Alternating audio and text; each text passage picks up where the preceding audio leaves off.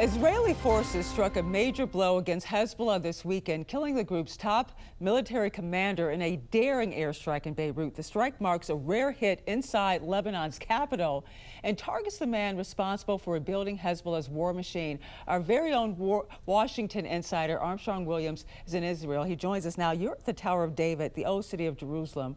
Obviously, so significant when you think of us entering one of the holiest periods of the year right now. But we're going to talk about those strikes. The military commander who was killed, taken out, instrumental in restoring Hezbollah's military readiness after last year's conflict with Israel. What is your sense, Armstrong? Is there fear among Israelis that they will retaliate for this strike? This is consistent with Netanyahu over the last several years, taking out people in Iran that were threats, no different than Trump taking out Suleiman. This is what happens. These people are threats.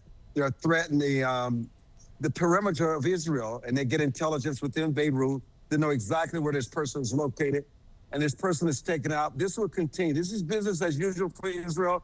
It's business as usual for this region. And, you know, I must tell you, things are just so normal. It would shock you here, by the way. You know, you talk about, this is the same White House, essentially, that helped broker the ceasefire between Israel and Hamas, has now drafted what was a 28-point peace plan. I think it's now something like 19-point or something like that, to end the war in Ukraine. There are reports that President Zelenskyy is ready for honest talks here about a Ukraine possible delegation working with the U.S. on drafting a refined version. That's what they're calling refined of this plan. What do you think? Are we close to crossing the finish line right now, or could we see peace between Russia and Ukraine anytime soon? Yes, and Angela, this is an old negotiating tactic. Reduce them to almost inhumanity, things that make no sense. Then all of a sudden get the Ukrainians and the negotiators involved. You already know certain things that the Russians are willing to give up, like they can expand their military, they can keep certain borders, and there are other things that they can do. And all of a sudden it appears as a victory for them in the press. This is a negotiating tactic that's going on right now. But no matter what happens in the long run, Angela, Zelenskyy will lose. He will lose more than Putin. That's just reality. You know, there's another reality that many people are demanding action about. That's what's happening in Nigeria. Recently, the president has been pressuring very critical of the Nigerian government, saying they have not done enough to end the persecution of Christians there. Prime example, and this is really horrific, over the weekend up to 300 school children and a dozen teachers were kidnapped by extremists. 50 of those students managed to escape and are back with their families. Is the president right when it comes to his criticism of the Nigerian government, when you hear those numbers and you see what's going on there? So, Angela, you have to keep in mind the Nigerian government are in secret talks with this administration. You should not be surprised if our intelligence operatives are already on the ground. They know exactly where the threat is. They're working with the United States. They want this issue resolved because, we talk about so-called genocide here where I am, but the real genocide is what's going on with these kids.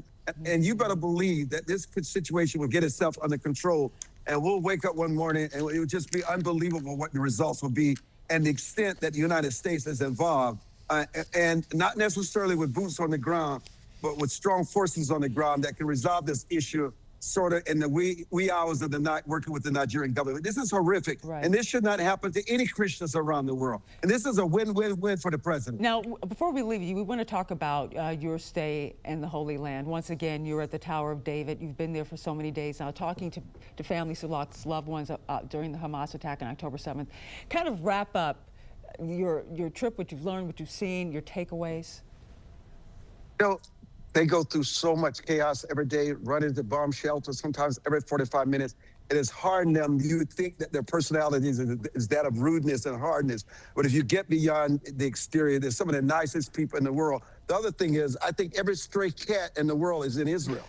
They've got hundreds of thousands of stray cats running around Israel. It's not like anything I've ever seen before. And also, we never talk about the love stories, how hostages who were held against their will in captivity have come out and strengthened their marriages. Some of them are remarried again and had wedding ceremonies, and it is rekindled love for couples that have been married 30 years. It's a remarkable story. We always tell about the tragedy, but there was also some triumph in all this, and we don't talk about the triumph because when something dies, something always gets a chance to live and grow even more. You're absolutely right about that. And your reports here have been remarkable for us as well. We do appreciate your reports, Armstrong, from Israel. Thank you so much for joining us. Thank you, and happy Thanksgiving. Happy Thanksgiving to you as well.